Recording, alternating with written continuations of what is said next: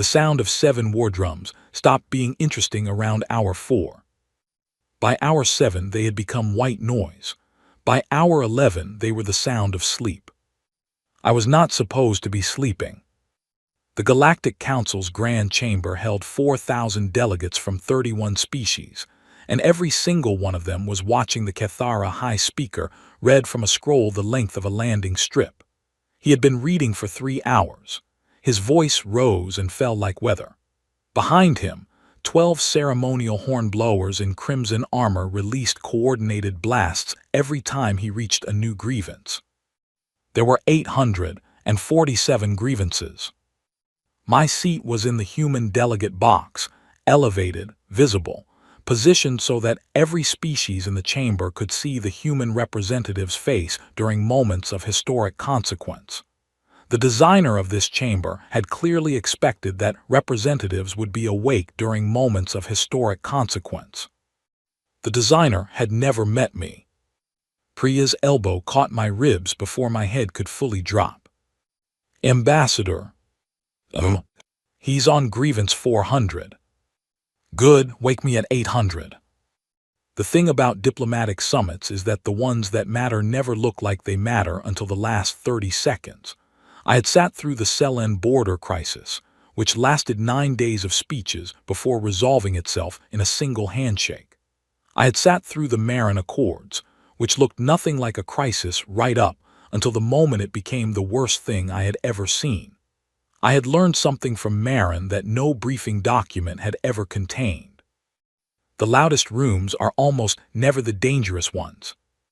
The Cathara High Speaker's voice cracked on grievance 512. He gripped the scroll tighter. His color plates, which lined his jaw and neck, had turned a deep violet red, which the briefing document told me indicated maximum ceremonial gravity. Behind him, the hornblowers inhaled. I shifted in my chair and found a better angle. Priya made a small sound that was not quite a word. The thing about Priya was that she had excellent instincts and absolutely no ability to hide them, and the sound she was making now was the sound she made when something was happening that she did not have the vocabulary for yet. I had heard that sound 4 times in my career. Twice, it had meant very little. Once, it had meant a trade route adjustment that took 3 years to fully untangle. Once it had meant Marin. I opened one eye. The High Speaker had reached the end of the scroll. The far end of it was on the floor, and it stretched back across the stage in gold-embossed panels, each one the width of a door, and the whole of it formed a declaration that had been 3 planetary cycles in the drafting. The hornblowers blew. The chamber erupted. 31 species made 31 versions of the sound of formal outrage, and the combined effect was something between a natural disaster and a large orchestra tuning all at once. The High Speaker turned to the human delegate box. He looked at me for a long time. I looked back at him with one eye. His color plates shifted, violet, then something darker, then a color the briefing document had not covered. The chamber began to go quiet, not because someone called for order, because something had broken the expected shape of the moment, and 31 species were all, at exactly the same instant, trying to figure out what that something was. My translator droid, a Model 7 Serifex unit named Dot that I had owned for 11 years, leaned forward on its shoulder mount. High Speaker Vrethka is asking, it said, in the low, flat voice it used for sensitive transmissions, why the human representative appears to be resting. Tell him I'm not resting, I'm listening. With your eyes closed. I'm a very focused listener. The chamber had gone almost completely silent now. 4,000 delegates. Not one of them had expected this. The Cathara had spent 3 planetary cycles preparing a declaration of war. The horns, the scroll, the color plates, the 847 grievances, all of it designed for maximum psychological impact on the receiving party. The receiving party had been asleep for most of it. I straightened in my chair. I looked at the High Speaker. He was still the color the briefing document had not covered. Priya leaned close. Her voice was very careful. "They declared war," she said. "I know." "On us," she added in case that clarified things. "I know." The whole declaration, formal and binding. Under Cathara war law, the scroll reading constitutes the legal act of. Priya. "Yes. I know." She was quiet for a moment.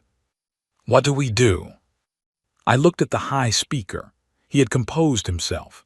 His color plates had settled into the formal gray of someone waiting for a response. All 4,000 delegates were waiting. The horns were silent. The scroll lay on the stage floor like a very long accusation. I stood up. The human delegate box was positioned for visibility, so when I stood, everyone saw it. I straightened my jacket. "Tell High Speaker Vrethka," I said to Dot, "that the human delegation acknowledges receipt of the declaration and will respond through proper diplomatic channels." Dot translated. The High Speaker's color plates moved through 3 shades in under a second. I sat back down. "That's it," Priya whispered. "That's it. They declared war and you said acknowledged. I said we would respond through proper channels." "When?" I looked at the scroll. 847 grievances, most of which I had already read in the preliminary reports, several of which were legitimate, a few of which were deeply creative, and one of which, grievance number 308, I had been expecting for approximately 4 years. "Give me the evening," I said. Priya looked at me the way she always looked at me when she could not tell if I was being serious, or if I had simply run out of words to indicate how serious I was, which was a look she had been perfecting for 6 years. "The whole evening," she said. "Maybe a little into the morning." The chamber was still waiting. High Speaker Vrethka was still standing at his scroll. 31 species were still trying to recalibrate around the fact that the human ambassador had apparently received the most elaborate war declaration in Cathara history, the same way most people receive a bill they were expecting. I looked at Priya. "Get me coffee," I said, "the real kind. We're in a war declaration." "Which is exactly why I need coffee." She got up. She always got up. That was why I had kept her for 6 years. I looked back at the High Speaker. He was still watching me. His color plates had settled into a shade I recognized now, because I had seen it on other faces, human and otherwise, over 23 years of this work. It was the shade of someone who had prepared for every possible response and received none of them. The delegate lounge on level 7 smelled like recycled air and something that wanted very badly to be coffee. I was on my 3rd cup. The emergency recess had been called within 20 minutes of my response. Protocol required it. When a war declaration is received without the expected counter-ceremony, the entire procedural framework of the Council requires a pause to determine what step comes next, because nobody had written the rule for this particular situation, which meant that every legal attaché from 31 species was now in a room somewhere on this station arguing about it. I had the lounge largely to myself. The grievance scroll had been replicated and delivered to my table in document form, 32 pages, single column, dense formatting, the kind of document that was meant to be overwhelming and largely was. Most diplomatic delegations would have had a team of 12 working through it. Color-coded notes, legal cross-references, strategic assessments. I had a pen. It was a good pen. A Montrose model, matte black, weighted properly, the kind you could hold for 4 hours without noticing. I had owned it since my 2nd posting, when a sell-in trade negotiator had given it to me after we had spent 11 days across a table from each other, and I had not once raised my voice. He had said, "This is for someone who understands that silence is a complete sentence." I had used it every day since. I clicked it open and started at page 1. Priya came back with a 2nd chair and her own tablet, and the particular expression she wore, when she had accepted that things were going in a direction she had not planned for but had decided to get in front of anyway. The Council's legal team is arguing about whether a war declaration requires an alert state in the receiving party to be binding, she said, sitting down. What does Cathara war law say? It says the declaration must be witnessed. I witnessed it. With your eyes closed. I heard every word. She looked at me. You were asleep. I was resting my eyes. You were snoring. I clicked my pen. That's a strong word. Ambassador. I was breathing audibly. It is a medical distinction. She made the sound again, the one that was not quite a word. Then she opened her tablet and started working through the legal cross-references, because, whatever her feelings about my breathing habits, Priya understood that arguing with me was a longer project than simply doing the work. I went back to the scroll. Grievance number 1 was a border marker dispute that had been ongoing since the Marin Accords. I read it carefully. I wrote one word in the margin. Sure. Grievance number 2 was a trade route priority claim that the Cathara had raised 3 times in previous sessions, and that had been tabled each time by coalition vote. I read it carefully. I wrote one word. Fine. Grievance number 8 was slightly more interesting, a claim about a human military vessel's presence in disputed space during a period when it should not have been there. The dates were specific. I recognized the dates. I wrote nothing in the margin for grievance number 8. I put a small dot and moved on. By page 12, I had annotated 6 grievances. 3 of them were one word. 2 were 2 words. One was a question mark, which was my handwriting's way of saying I needed more information before I could form a thought about it. Priya, who had been watching from the corner of her eye, finally said, "You have been through 300 grievances." 314. And you have written 6 notes. 7 if you count the question mark. What does the question mark mean? It means I have a question. She looked at the scroll. She looked at me. They wrote 847 grievances. I know. 3 planetary cycles of drafting. I know. And you are going to respond to 6 of them. I clicked the pen. 7 maybe. Priya exhaled through her nose. It was not quite a sigh. It was the sound of someone who had given up on the idea that the world was going to make sense in the next several hours and had decided to be useful instead. That was her best quality. I had told her that once. She had not seemed particularly pleased. The lounge stayed quiet. Through the viewport on the far wall, the station's outer ring was visible, docking arms extended, ships from 31 species in various states of activity. I watched a Cathara carrier adjust its position in the dock. It was a warship, a real one, not ceremonial. I had looked up its class in the briefing document 3 days before this summit. It was fast for its size, well armed, and had been in 3 engagements in the last decade. I looked at it for a moment. Then I went back to the scroll. He appeared at the lounge entrance at the 2-hour mark. Young, that was the first thing.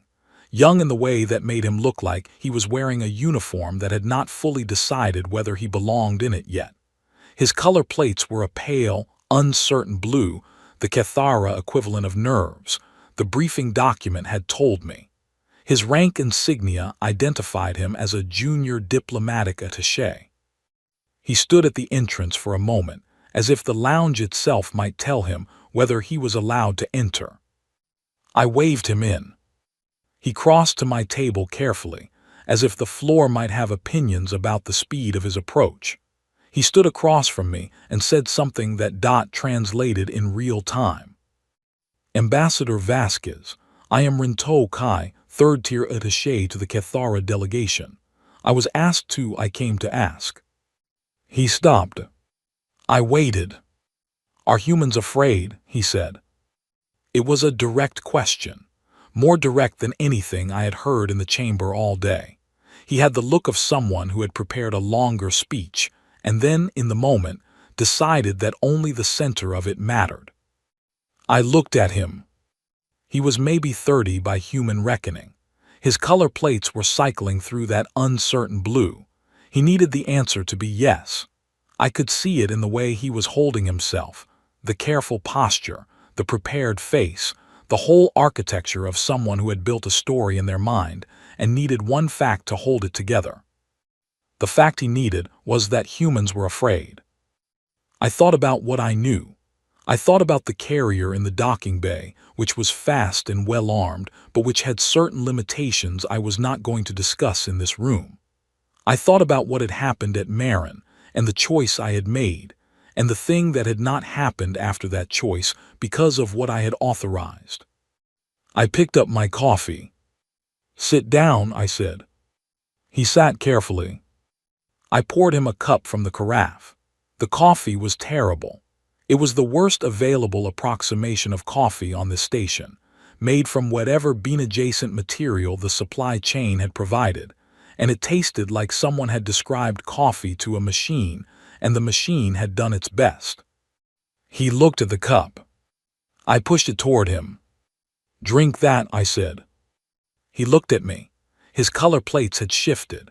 No longer uncertain blue, something more watchful, something that was trying to read me the way junior people always try to read people who have been at this longer than they have.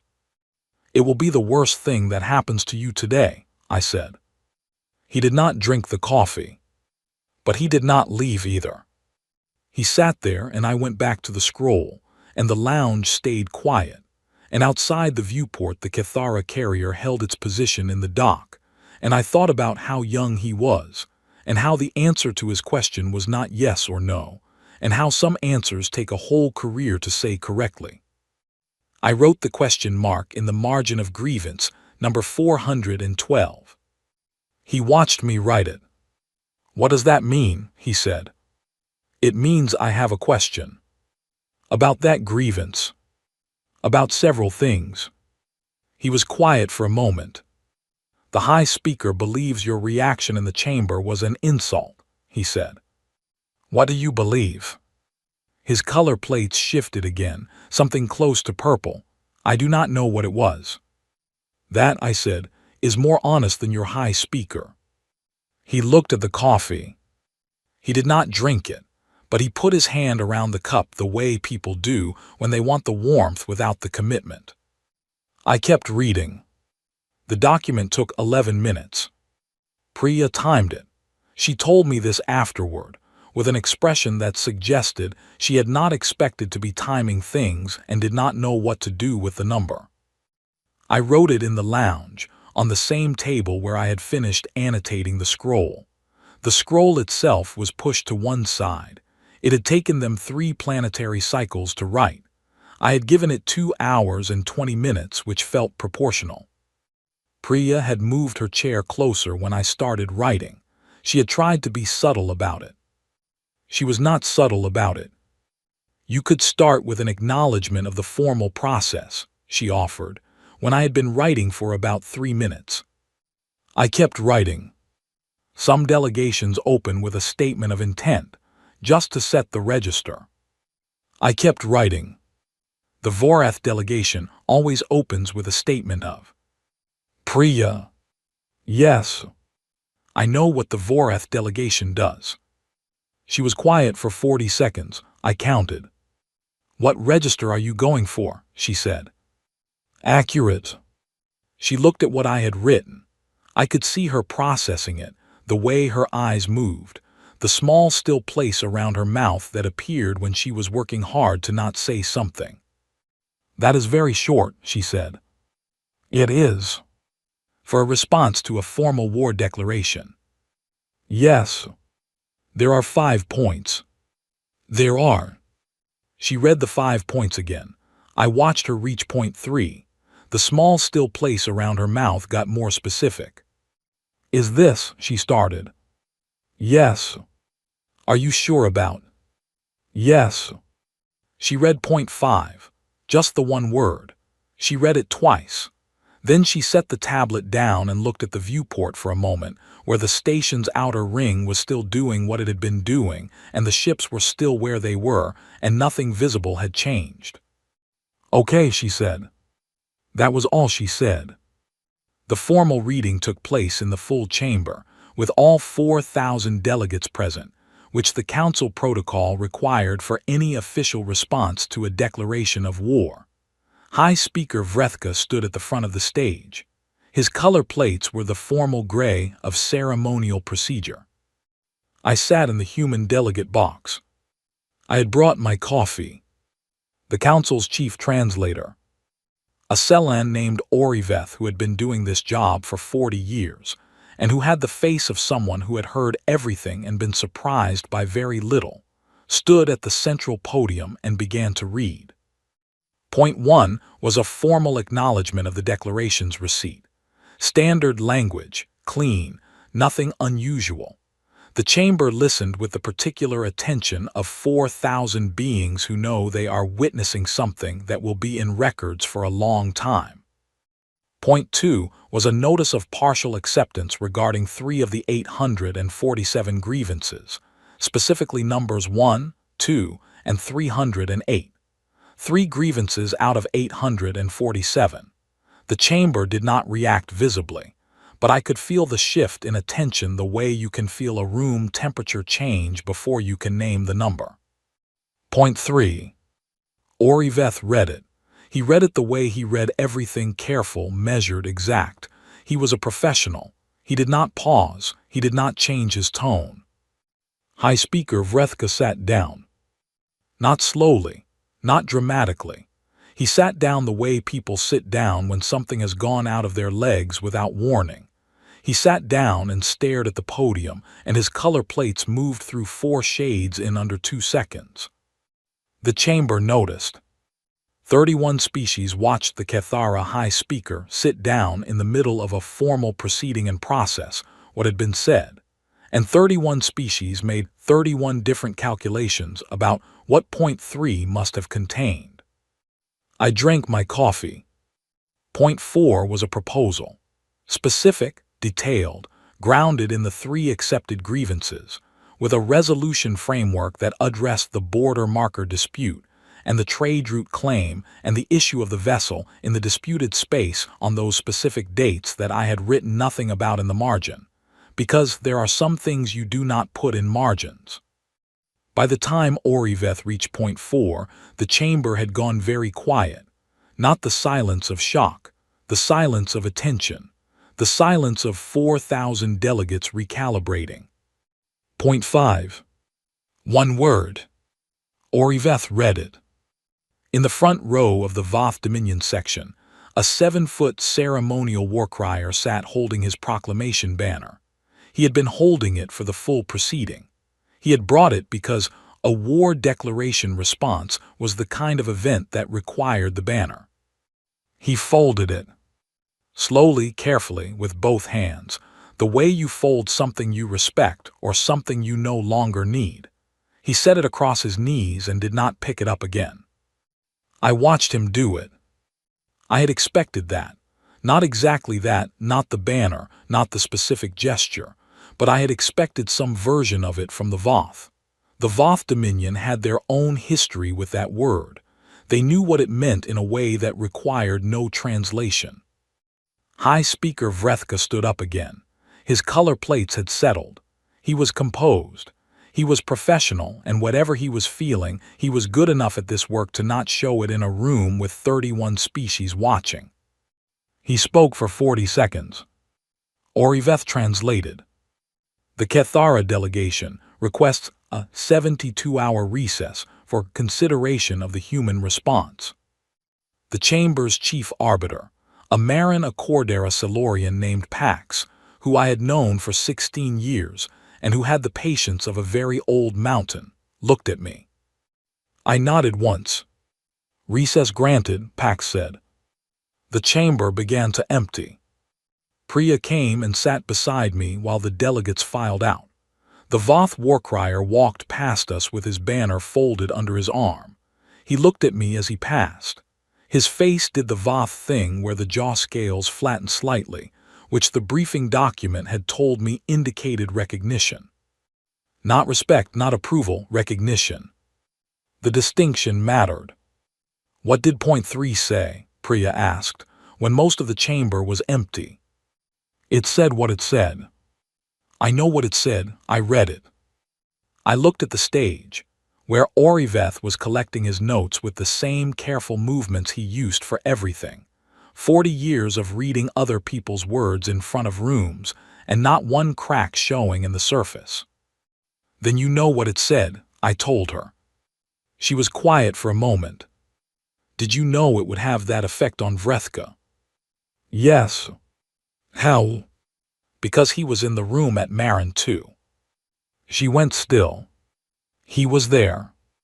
Third-tier observer, 15 years ago, he would have been about your age. She looked at the empty seat, where the high speaker had been sitting when his legs had stopped cooperating. And point 5, she said. I finished my coffee. Point 5 is just a fact, I said.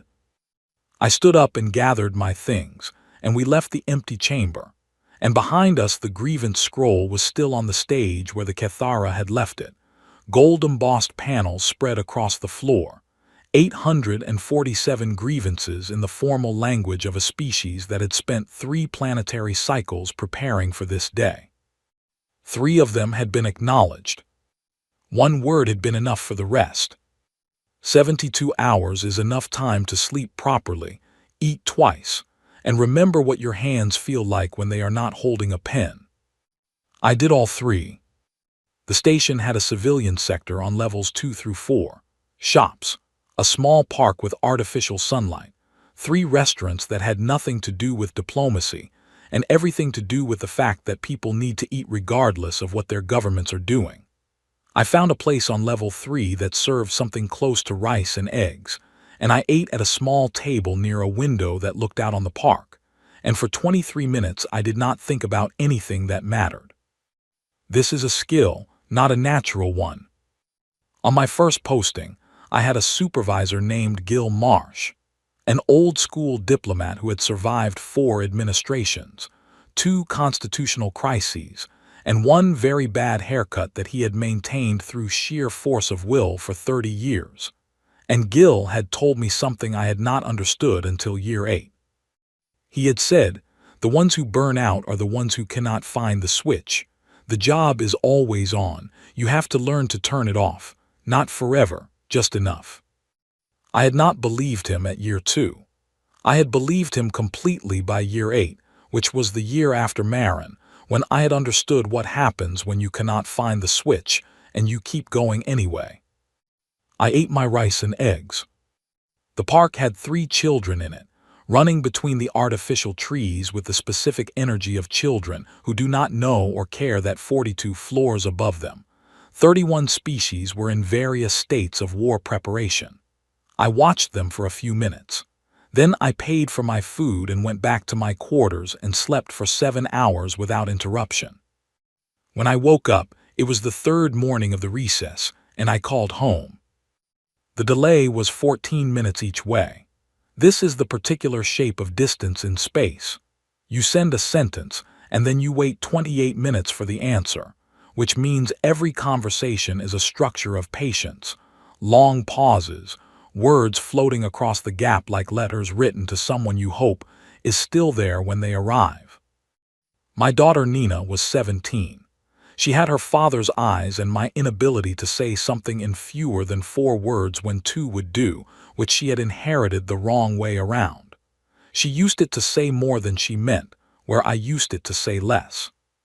I told her I was fine. She told me she had a presentation at school about orbital mechanics. I told her she would do well. She asked if things were complicated where I was. I said not really. She said, Mom. I said they rarely are. She said, okay. The way she said okay when she did not believe me but had decided to let me have it, she was good at that, better than she knew. I said, go to your presentation. She said, it is not until Thursday. I said, Then go do whatever you do until Thursday." She laughed. It lasted about 2 seconds, across 14 minutes of space, and I heard it on the other side of the delay in the quiet of my quarters, and it was the best thing that had happened in 3 days. We said goodbye. The call ended. I sat with the silence for a while. Then I put on my jacket and went for a walk. The station's main corridor on level 5 ran the full circumference of the habitat ring, long enough for a proper walk, wide enough that you could move without feeling crowded. I had walked it twice already during the recess. It was good for thinking, which sounds contradictory, but the body moving gives the mind something to do with itself that is not the problem directly in front of it. On level 5, every delegation had a suite of rooms, and every suite had a door. And behind most of those doors, the sound of urgent activity was audible even through the insulation. Raised voices in 6 languages, the specific rhythm of large groups making decisions under pressure. I walked past the Kethara suite. Quiet, the particular quiet of people who are working very carefully and do not want to be heard. I walked past the Voreth suite, also quiet, a different kind of quiet, the kind that comes after a decision, not before one. I walked past the Silurian, the Selen, the Dervek, the Thal, the Mereth. I was about 3/4 of the way around when the door of the Voreth suite opened, and Dak Voron came out. He was the Voreth ambassador. He had held the position for 18 years, which meant he had been in it before me, and he had been in combat before that, 3 confirmed engagements during the 3rd expansion, which the briefing documents listed in the same dry language they used for everything, though the 3rd expansion was not a dry event. He was tall even for a Vorath, which made him very tall by any other measure, and he moved with the kind of deliberate economy that belongs to people who learned a long time ago that large bodies in small spaces required careful management. His jaw scales were flat, recognition posture. He had been there when the war crier folded the banner. He fell into step beside me without asking. We walked half a corridor in silence. "Ambassador Vasquez," he said. "Ambassador Voron." We walked a little further. "The Kethara are preparing a counteroffer," he said. "I know. You know." They called for the recess. They would not call for a recess to maintain a declaration. They would call for a recess to revise their position. He was quiet for a moment. Most delegations would not have read the recess request that way. Most delegations would have been afraid of the declaration. He looked at me. Voreth eyes were deep-set and very still, the kind of eyes that collected information without appearing to move. Are humans afraid of the Kethara Armada? I kept walking. He waited. "That is the 2nd time someone from your side of this summit has asked me that question," I said. The attaché, a pause, he is young. He asked it because he needed the answer to be yes. What do you need the answer to be? I thought about that. I need the answer to be useful, I said. Dak Voron made a sound that was not a laugh but was in the same family as one. "You wrote 5 points, he said. "I did. Point 3. Yes. You knew what it would do to Vrethka. He was at Marin." The Voreth ambassador stopped walking. I walked 2 more steps and then stopped too, and we stood in the corridor outside the Dervak suite, while someone behind that door said something in Dervak that sounded like an argument about supply lines. "You were at Marin," Dak Voron said. "It was not a question." "Yes." "In what capacity?" I looked at the corridor ahead of us. The artificial lighting was the same quality it always was, designed to approximate daylight, achieving instead the particular flatness of a photograph of daylight. "The kind that does not appear in briefing documents," I said. He was quiet for a long moment. "And point 5, he said. I started walking again. He fell back into step. "Point 5 is a fact," I said. "Facts can be weapons." only if the other party does not know them already. We walked the rest of the corridor without speaking. When we reached the entrance to my level, I stopped. Dak Voron stood beside me. His jaw scales had shifted, no longer the flat recognition posture. Something else. Something the briefing document had a word for, but the word was clinical and insufficient for the actual thing, which was closer to the expression on the face of someone who has been in enough rooms to know the difference between the people who talk about what they have done and the people who simply know what they have done and carry it the way you carry anything heavy, without making a performance of it. Your response document, he said, 5 points. 5 was enough. The Kethara will want more acknowledgments, more concessions in the language, even if not in the substance. They can want that. Will you give it to them? I thought about Gil Marsh and the switch. I thought about the rice and eggs. I thought about Nina's laugh traveling 14 minutes across a gap. On 3 of the 847 points, I said, yes, I will give them the language they need. And the rest? I looked at him. The rest, I said, they already know the answer to. They have known it since Marin. Point 5 is just a reminder. Dak Voron held my gaze for a moment. Then his jaw scales flattened again, clean, definitive, the recognition posture settling into something permanent.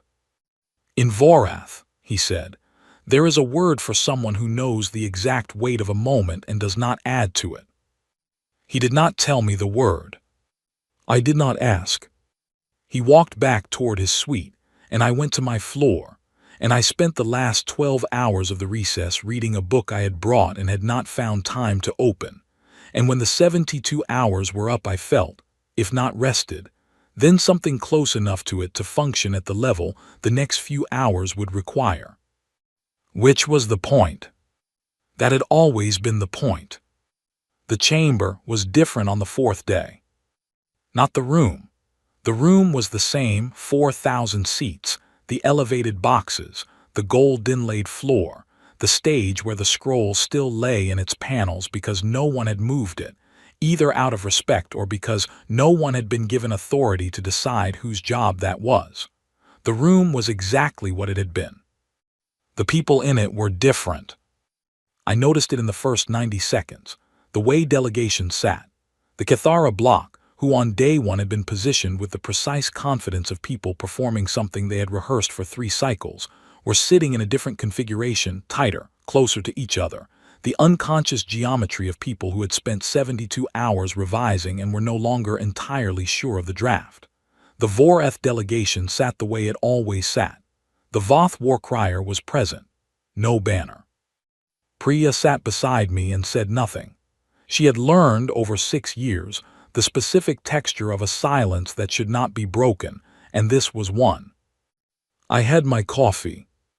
Pax, the Silurian arbiter, opened the session with the standard language, reconvening after recess.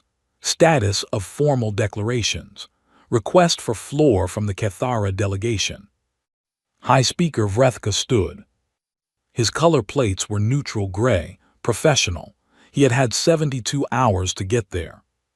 He spoke for 4 minutes. Oriveth translated in real time, and I listened to both, the original, which I understood partially, and the translation, which I understood completely, and the gap between them, which told me the things neither version was saying out loud. The Kethara delegation wished to amend the formal declaration. Not rescind, amend. There is a difference, and the difference matters, and the Kethara needed that difference to matter for reasons that had nothing to do with humanity, and everything to do with what it costs a species to step back from a position in front of 30 other species who are all watching and filing it away. You do not become High Speaker without understanding that kind of cost. I stood when Vrethka finished. The human delegation acknowledges the amendment request, I said. We accept the framework of direct arbitration on the 3 identified grievances. We propose that Chief Arbiter Pax chair the initial session. Vrethka looked at me. I looked back. His color plates moved through a single shade, not the uncertain blue of his young attaché, not the violet red of ceremonial gravity. Something quieter, something that had been through 72 hours of its own kind of revision. He inclined his head. One incline, brief, formal, the Cathara equivalent of acknowledged, offered to someone you are no longer trying to overwhelm. Pax said, "The amendment is accepted. Direct arbitration to commence within 48 hours. The formal declaration of the Cathara delegation is hereby tabled pending arbitration outcome." The chamber received this. Not with silence, with the specific sound of 4,000 beings releasing something, not relief, not celebration, something more complicated than either. The sound of a shape changing, the sound of a story that had been going in one direction turning, and the adjustment that requires from everyone in the room. The Voth warcrier put his hand flat on the empty space on his seat where the banner had been. A small gesture, private, not for the room. I saw it. I sat down. Priya came and sat beside me, while the chamber settled into the procedural language of post-recess administration. The Voth warcrier walked past our row toward the exit. He looked at me as he passed. His face did the jaw scales thing, flat, deliberate, the gesture of someone marking a moment they intend to carry with them. "That is it," Priya said when he was gone. "That is it. The war is tabled. Not over. No, not over. But tabled. Yes." She considered this. "For now," she said. "For now." She looked at the stage, where Pax was already consulting with his team about the arbitration schedule. The gold scroll was still on the floor. No one had touched it since day one. "What happens to the scroll?" she said. "Someone will file it. 847 grievances. 3 of which will get a proper arbitration. The rest will sit in the record." She was quiet for a moment. "That does not bother you?" I thought about it. "No," I said.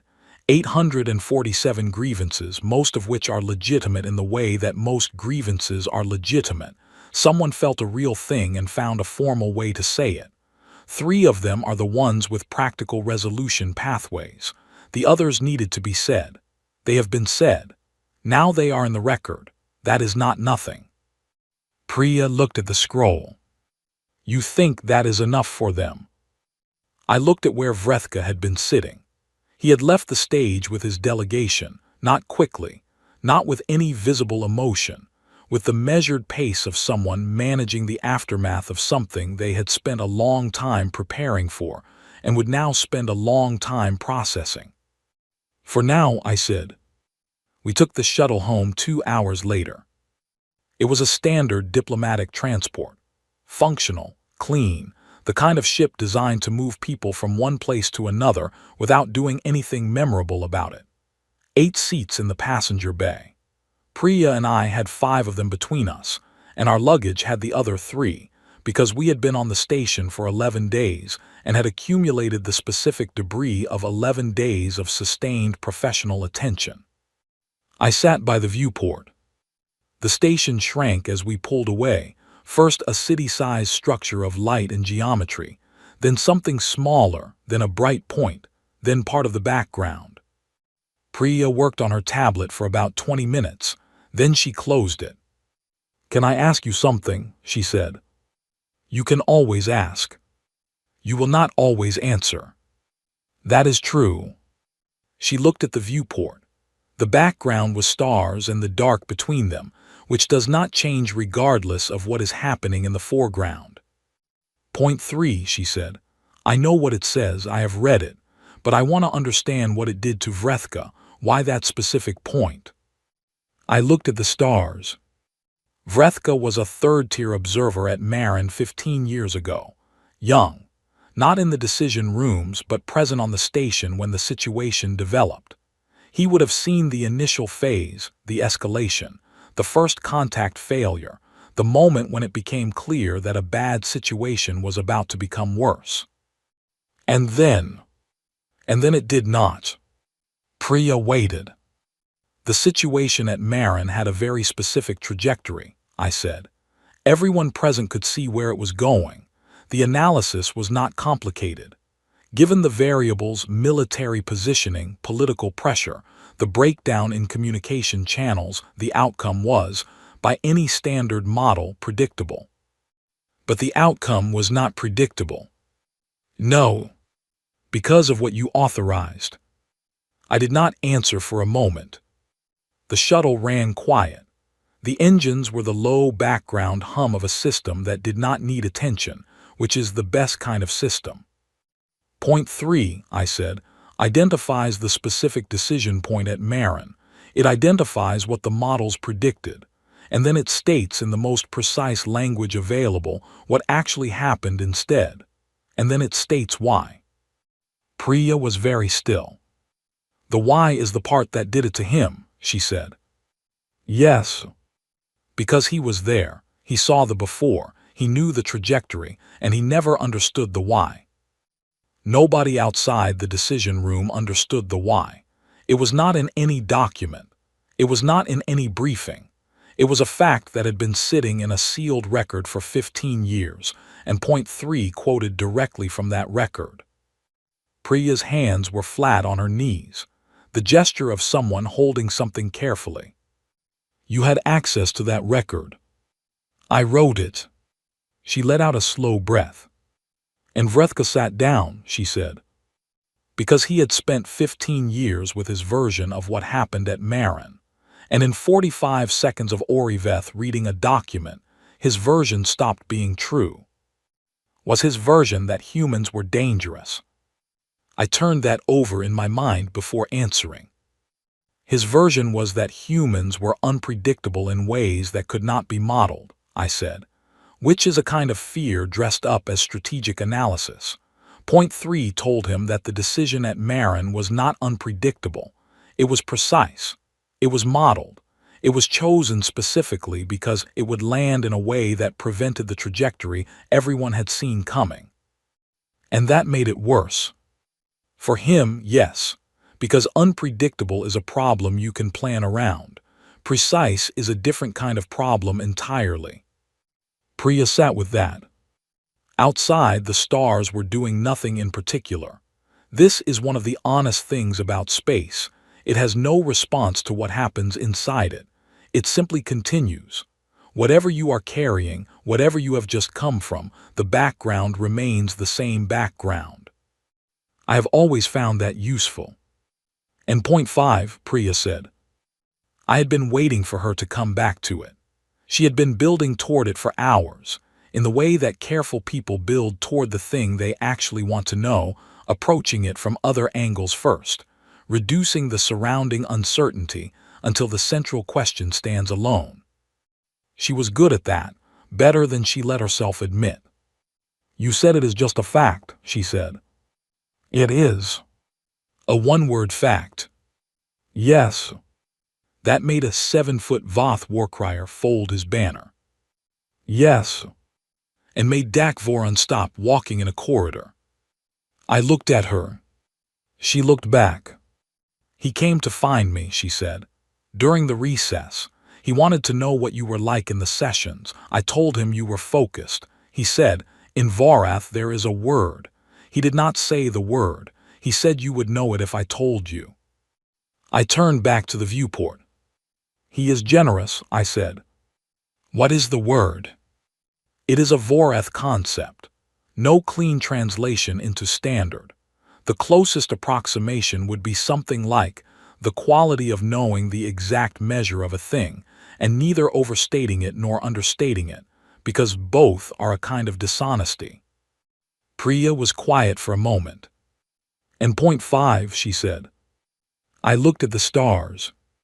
The Voth Dominion fought us, I said. 40 years ago, before the Council, before the Marin Accords. A real engagement. Short. The kind of thing that does not get long chapters in the history books because it was over before the books could start. I know, I have read the histories.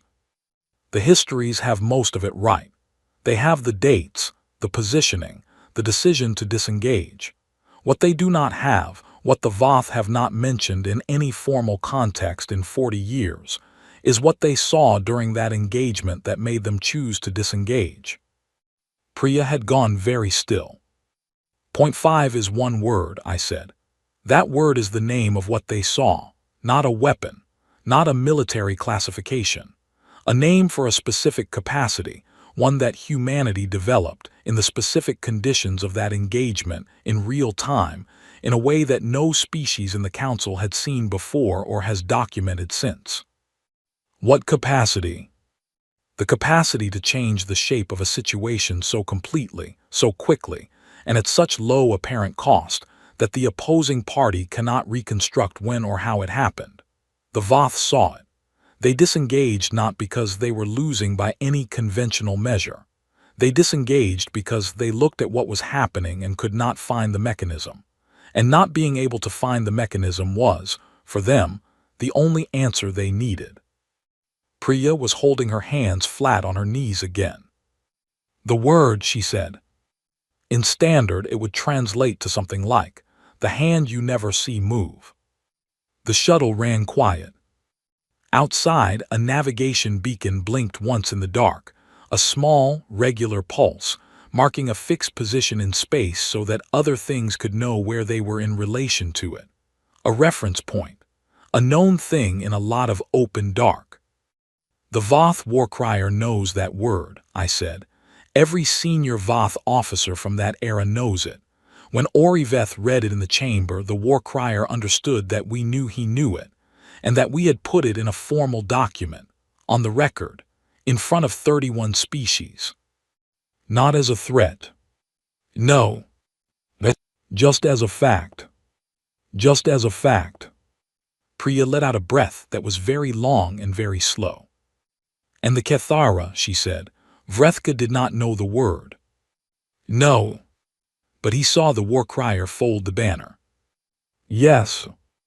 And he understood that whatever Point 5 said, it was the kind of thing that makes a Voth warcrier fold his banner without being asked. Yes. And that was enough. That was enough.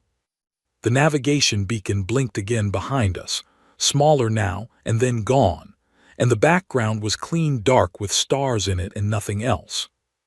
Priya sat for a while without speaking. I watched the viewport. The nap, she said finally. I waited. In the chamber on the first day. Yes. She looked at me. Her expression was the one she used when she had worked something through to the end and found the shape of it and was deciding whether saying it out loud would change anything. Were you actually asleep? She said. The pause was its own kind of answer, long enough to hold the question. Long enough to hold what the question was really asking, which was not about sleep. It was about whether any of it had been what it looked like. The Kethara spent 3 planetary cycles preparing that declaration, I said. Every element calibrated for maximum psychological impact on the receiving party. The scroll, the horns, the color plates, the 847 grievances.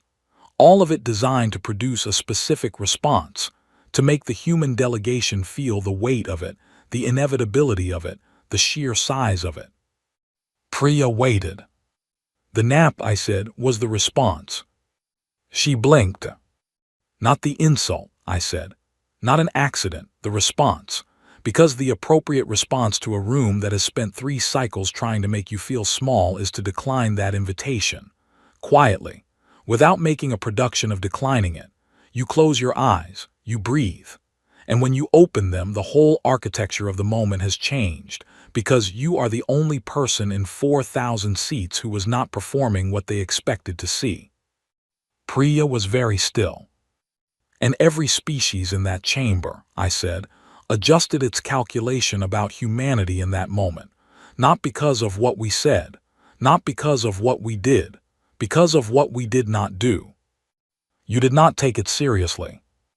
I took it completely seriously. I had read every grievance. I had the response document in my head before I sat down. I knew what point 3 would do to Vrethka. I knew what point 5 would do to the room. Then, taking something seriously, I said, and performing that you are taking it seriously are not the same thing. The performance is for the audience. The work is for the outcome. Marin taught me that you cannot do both at the same time. When you perform, you stop seeing clearly. And when you stop seeing clearly, you miss the thing that matters. And missing the thing that matters at Marin cost us more than I will put in a document. Priya sat with that for a long time. The shuttle ran on through the dark, and the stars held their positions the way they always had. And somewhere behind us, the station was doing what it had been doing, and the Kethara were filing their amendment. And Dak Voron was writing something in his report that I would never read. And a young attaché named Rinto Kai was sitting somewhere thinking about a cup of terrible coffee and a question he had not been given a straight answer to. He would spend some time on that. I knew the type. It would be good for him. I have one more question, Priya said. Okay. The coffee, on day 1, when you told me to get you coffee. Yes. Was that also part of it, the calculation? I looked at her. No, I said, that was just coffee. She laughed. 2 seconds. Clean and unguarded, the way she almost never laughed in professional settings because she was too careful and too good at her job to let things out at the wrong moment. And this was the right moment, on a quiet shuttle with no one watching. 3 days of accumulated tension finding the small door out. It was the second best thing that had happened in 4 days. I turned back to the viewport and watched the dark go by. And after a while, the hum of the shuttle became the particular sound of distance, and distance became the sound of a thing completed. And I felt the way you feel at the end of something that required everything you had and came out the other side intact. Not good, not triumphant. Intact. I closed my eyes. The stars kept their positions without needing anything from me. They were good at that. They had been doing it for a long time.